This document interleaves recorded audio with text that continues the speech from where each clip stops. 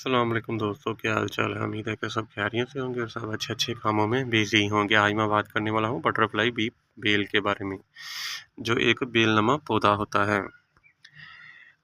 इसके ऊपर ब्लू रंग के या वाइट रंग के फूल लगते हैं, जो देखने में बहुत खूबसूरत लगते हैं।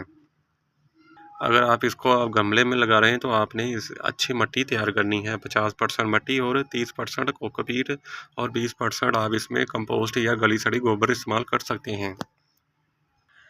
पानी आपने इसको ज़्यादा नहीं देना। जब यह मिट्टी खुश्क होने लगे तो फिर ही आपने इसको पानी देना है। ज़्यादा पानी खड़ा रहेगा तो इसकी जड़ें गल सड़ जाएगी और ये पौधा मर जाएगा।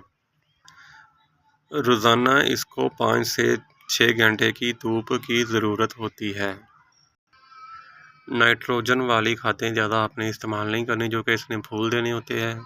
तो आप इसमें वर्मिंग कंपोस्ट महीने में एक बार ऐड कर सकते हैं,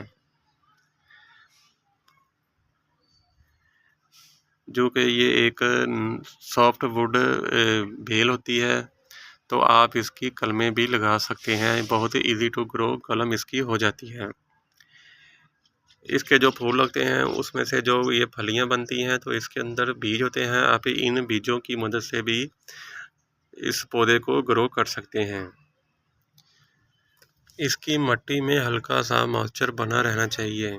मिट्टी खुश्क हो तो फिर ही आपने पानी देना है। ज़्यादा पानी आपने इसमें नहीं देना। ये जो एक बेलनुमा पौधा होता है, इसलिए आप इसको रस्सी या बांस की मदद से बांध दें, ताकि ये ऊपर की तरफ अपना चढ़ना शुरू कर देते हैं।